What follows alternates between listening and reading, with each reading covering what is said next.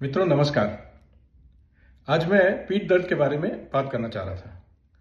वैसे पीठ दर्द काफ़ी आम है, कॉमन है, काफ़ी लोगों को होता है। मेरे ख्याल से तो हर किसी को कभी ना कभी होता ही है। कुछ बीमारियों की वजह से भी हो सकता है। सबसे ज़्यादा जो आम है, कॉमन है, वो है डिस्क की प्रॉब्लम, स्लिप डिस्क वगैरह। और अन्य बीमारियां भी हो सकती हैं जैसे कैंसर, ट्यूबरक्लोसिस, स्पॉन्डाइलोआर्थराइटिस, लिस्थेसिस वगैरह वगैरह बीमारियां हैं। अब इनके विषय में नहीं बात करना चाहता आज मैं ऐसी पीठ दर्द की बात करना चाह रहा हूं जो कि हर किसी को हो सकता है। कोई बीमारी की वजह से नहीं है, लेकिन वो हमारी एक्टिविटी या हमारी लाइफस्टाइल की वजह से होता है। तो ये जो है बैकग्राउंड में स्पॉन्डिलोसिस तो हर किसी को थोड़ा बहुत तो रहता ही है। कई बार इसका कोई ना तो इसका इलाज है, ना इससे कोई खास तकलीफ होती है, लेकिन बैक पेन हो सकता है। लेकिन बैक पेन किसी एक वजह से नहीं होता, ये और भी उसके साथ साथ वजह होते हैं जिसको हम फैक्टर्स कह सकते हैं। तो एक है कि हमारी जो एक्टिविटी लेवल है, हमारी जो चाल चलन है, यानी कहने का मतलब ये है कि हम कितना एक्टिव हैं, कितना हम चलते फिरते हैं, कितना हम ज़्यादा टाइम बिताते हैं बैठे बैठे, या हम हमेशा चलते फिरते हैं। इससे भी फर्क पड़ता है। क्या होता है कि उम्र के साथ साथ एक्टिविटी कम ही होती है, और इसका एक असर भी होता है हमारी रीढ़ की हड्डी पर, हमारी बोन्स और मसल्स और जॉइंट्स पर भी असर पड़ता है। तो इससे क्या होता है कि थोड़े वीक हो जाते हैं। और इसके साथ साथ एक और चीज़ चलता है, वो है कि वजन बढ़ता भी है।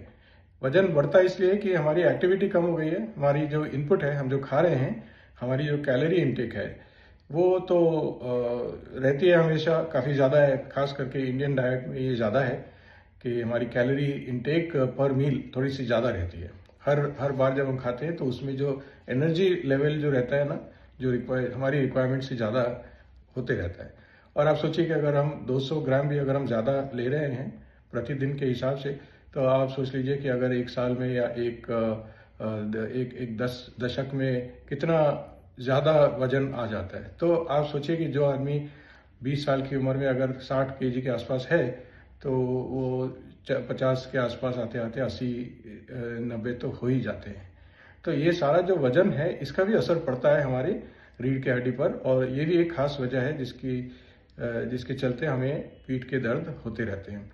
और इसके साथ साथ हमारी जो एक्टिविटी लेवल है, हम अगर कोई व्यायाम नहीं कर रहे, कोई चलना फिरना, खेलना कूदना, दौड़ना, इवन स्विमिंग, सिंपल वॉकिंग भी करें तो काफ़ी फ़ायदा है इसका, लेकिन ये भी काफ़ी कम हो जाता है। कई लोगों को कुछ बीमारियों की वजह से, चाहे तो वो हार्ट की प्रॉब्लम है या लंग्स की प्रॉब्लम है, जिसकी वजह से उनको सांस फूल जाता है, या किसी को जॉइंट की प्रॉब्लम हो जाती है तो वो चल नहीं पाते, तो ये भी एक प्रॉब्लम आ जाती है। फिर चलना फिरना और भी कम हो जाता है, तो वजन भी बढ़ता है, बोन्स भी वीक होते रहते हैं। और इसके ऊपर और एक प्रॉब्लम जो इसी चीज़ के चलते है, वो है कि विटामिन डी की कमी। जब हम बाहर घूमते हैं, धूप में हम टहलते हैं, तो ऑटोमेटिकली अपने आप से स्वयं ही विटामिन डी हमारे अंदर बन जाता है। और विटामिन डी का काफ़ी इम्पोर्टेंट एक खास रोल है, वो है कि जो बोन्स हैं, हड्डियां हैं, उनके अंदर जो कैल्शियम है वो बढ़ाता है। और अगर आप सोच लीजिए कि अगर ये बहुत साल तक चला कि कैल्शियम इतना नहीं है हड्डियों में, तो हड्डियां वीक होने लगती हैं।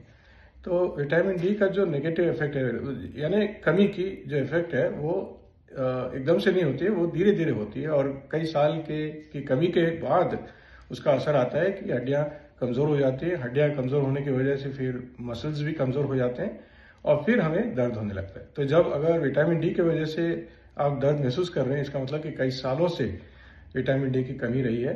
तो इसका जो रिवर्सल है, जो इसका वापस ठीक करने की जो क्रम है, वो भी तो एक दिन में या कुछ दिनों में तो नहीं होने वाला, उसके लिए भी वक्त लगेगा। तो ऐसा होगा कि आप विटामिन डी आप लोगे, आप उसको इम्प्रूव करोगे, करेक्ट करोगे, अपना मेंटेन करोगे, फिर उसके बाद मेंटेन करना है। ये मेरा खास था कि उसको एक नॉर्मल लेवल तक लाके फिर भूल नहीं जाना है। लोग भूल जाते हैं, फिर क्या होता है कि वापस कम हो जाता है, तो उसका जो फायदा है वो नहीं मिलता। इसीलिए विटामिन डी लेना है, फिर उसके बाद चेक करके उसको कंफर्म करना है कि ठीक हो गया, नॉर्मल हो गया, और फिर उस लेवल पे मेंटेन भी करना है। ये और एक मेरा मैसेज था। तो ये सारी जो चीज़ें हैं, जैसे है कि हमारी जो एक्टिविटी है, हमारा जो वजन है, फिर साथ में स्पॉन्डिलोसिस रहता है और फिर विटामिन डी की कमी, ये सारी चीज़ बैकग्राउंड में रहते हैं और फिर हमको दर्द होने लगता है किसी वजह से। तो हम कोशिश करते हैं कुछ दवा ले लें या थोड़े दिन कसरत कर लें। आजकल तो लोगों को दवा से भी डर लगने लग गया है कि दवा से आदत पड़ जाएगी या कोई किडनी खराब हो जाएगा वगैरह वगैरह। मैं ये नहीं कह रहा कि दवा कोई अच्छी चीज़ है लेने के लिए, ना वो कोई कैंडी है जो मज़ा है लेने के लिए, लेकिन जब ज़रूरी होता है तो कुछ लेना होता है और जब ज़रूरी नहीं होता है तो नहीं लेना चाहिए। ये सही है, ये सही तरीका है। तो मेरा कहने का मतलब है कि दवा तो इसका इलाज नहीं है। जो मैंने आपको बताया कि ये सारी चीज़ें, तो इन हर चीज़ को थोड़ा थोड़ा हमें सुधारना है। तो एक्टिविटी बढ़ाइए, आप थोड़ा चल फिरना शुरू करिए, वजन को घटाइए, हो सके तो अपना जो इंटेक है, जो खा रहे हैं, उसमें थोड़ा सुधार लाइए। ऐसा चीज़ मत खाइए जिससे कि वजन बढ़ता है।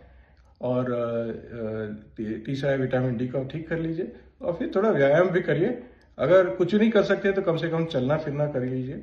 जो स्विमिंग करना चाहते हैं वो स्विमिंग बहुत अच्छी एक्सरसाइज है।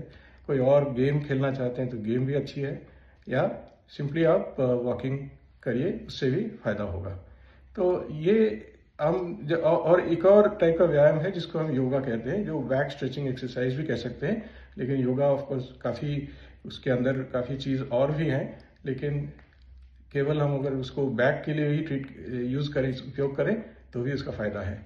तो योगा भी आपको काफ़ी फ़ायदा देगा।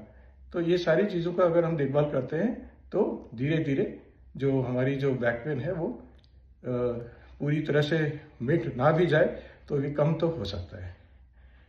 शुक्रिया, आज मैं इतना ही कहने वाला था। धन्यवाद, नमस्ते।